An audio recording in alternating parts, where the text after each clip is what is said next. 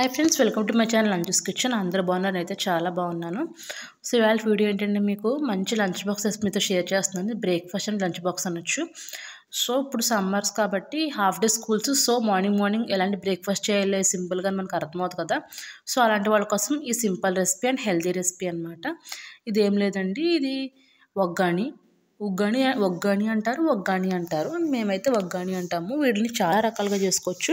కొంతమంది onion tomato use చేస్తారు, కొంతమంది ఏమో ఆనియన్ టమాటో వంకాయ కూడా యూస్ చేస్తారు. బట్ ప్రస్తుతం నాకు ఇంట్లో టమాటా లేదు. బట్ ఆనియన్ అండ్ వంకాయతో కూడా ఎంత టేస్టీగా చేసుకోవచ్చు మీతో షేర్ చేసుకోబోతున్నాను అనమాట. ఈ రెసిపీ అయితే స్కిప్ చేయడం వీడియో ఎండ్ వరకు చూసేయండి. ఇప్పుడైతే వెజిటేబుల్స్ చాప్ చేశాను. పచ్చిమిర్చి, వంకాయ, అలాగే ఉల్లిపాయ ఇవన్నీ చాప్ చేశాను. అన్నీ చిన్న చిన్న ముక్కలే కట్ చేస్తాను, పెద్దవేం కాదు. పెద్దవంటే పిల్లలు ఏరేస్తారు, మా అబ్బాయి అసలు తిండ కాబట్టి. సో అన్నీ చిన్నవే కట్ చేశాను. సో ఇప్పుడైతే మరమరాలు నానబెడుతున్నాను అనమాట. ఈ లోటాతో ఒక లోటా వేసుకుంటే కరెక్ట్గా ఇద్దరికి సరిపోతుంది మాకైతే. సో అందుకని 1.5 వేసాను. వేసేసి నానబెట్టేసి పక్కన పెట్టేసాను. అండ్ అలాగే వెజిటేబుల్స్కి చాపింగ్ అయిపోయింది కదా. నెక్స్ట్ మిక్సీ జార్లోకి వేపిన శనగపప్పును కూడా పౌడర్ కొట్టేసి పెట్టేసుకున్నాను స్మూత్గా. ఇప్పుడైతే ఇంక మనం నెక్స్ట్ కుకింగ్ ప్రాసెస్లోకి వెళ్ళిపోవచ్చు. అంతే సింపుల్గా ఇవి కట్ చేసుకుని పక్కన పెట్టుకుంటే మనకి త్వరగా కుకింగ్ అనేది అయిపోతుంది అనమాట. ఎంతో టైం పట్టదు, ఒక పావు గంటలో రెసిపీ మొత్తం అయిపోద్ది.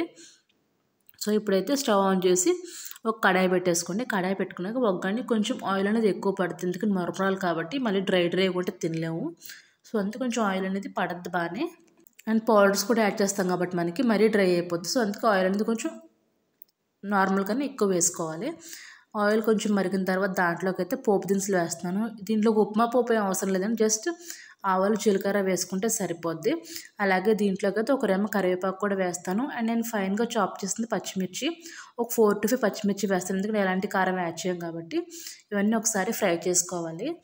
ఫ్రై చేసుకున్న తర్వాత మనకి పచ్చిమిర్చి దోరగా వేగిన తర్వాత దాంట్లోకి మనం ఫస్ట్ వంకాయలు వేసేసుకోవాలి. ఫస్ట్ ఆనియన్ వేయచ్చు, బట్ ఫస్ట్ మనం ఏ కర్రీకైనా దేనికైనా వెజిటేబుల్ అది ఫస్ట్ ఫ్రై చేస్తే ఆ టేస్ట్ అనేది డిఫరెంట్గా ఉంటుంది.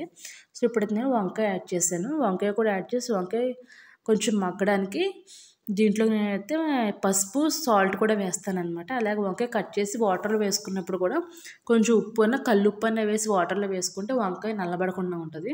నేను ఇప్పటికప్పుడు కట్ చేసి వేసాను కాబట్టి వాష్ చేసి కట్ చేసి వేసాను. మార్నింగ్ అంత టైం ఉండదు కాబట్టి. సో మీరు కొంచెం టైం టేకింగ్ ప్రాసెస్ అయితే వాటర్లో కొంచెం ఉప్పు వేసి వంకాయని సోక్ చేసి ఉంచండి.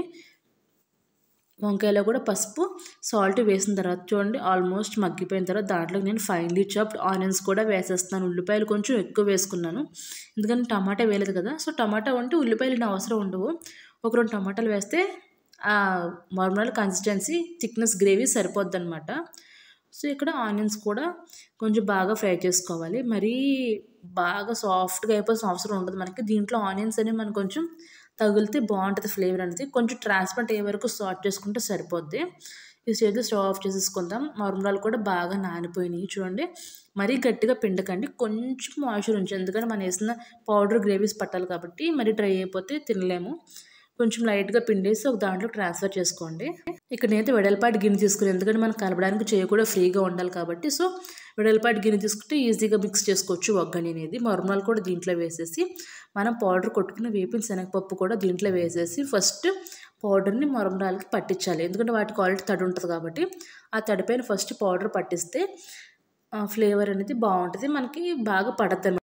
పైన వేస్తే ఏంటంటే పౌడర్లో ఉండిపోద్ది. సో అందుకే నేనైతే ఫస్ట్ చాలామంది మోస్ట్లీ అలాగే వేస్తారు, మరమరాల పైన మన పౌడర్ అనేది వేస్తారు. సో ఇవన్నీ వేసిన తర్వాత ఇప్పుడు మనం ఫ్రై చేసి పక్కన పెట్టినాం కదా గ్రేవీ, ఆనియన్స్, వంకాయ అండ్ పోపు దినుసులు, పచ్చిమిర్చి, కరివేపాకు, ఇవే, ఇంకేం వేయలేదు. విత్ ఆయిల్ ఫ్రై చేసి దాంట్లో యాడ్ చేసుకోవాలి. అంతే, చాలా సింపుల్గా చేసుకోవచ్చు.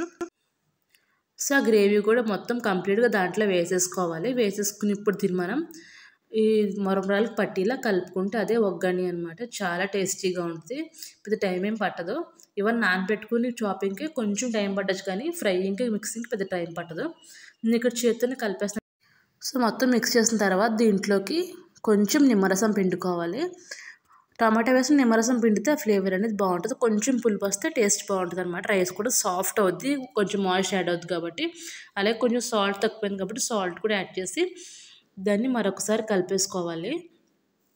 కొంచెం ఇది కలుపుతూ ప్రాసెస్ ఎక్కువసేపు పడుతుంది అనమాట. ఎందుకంటే మనకి అంత ఈక్వల్గా మిక్స్ అవ్వాలి కదా. రైస్ ఎక్కడ వైట్ వైట్ ఉండకూడదు, సారీ మొరమరాలు ఎక్కడ వైట్ వైట్ ఉండకూడదు.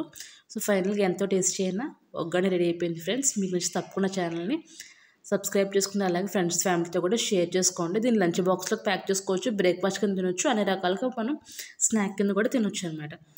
సో ఇంతటితో వీడియో అయితే ఈ రెసిపీ అయితే ఎండ్ చేస్తాను. మరిన్ని మంచి రెసిపీస్తో నేను ముందుకు వస్తాను అనమాట. Thank you for supporting.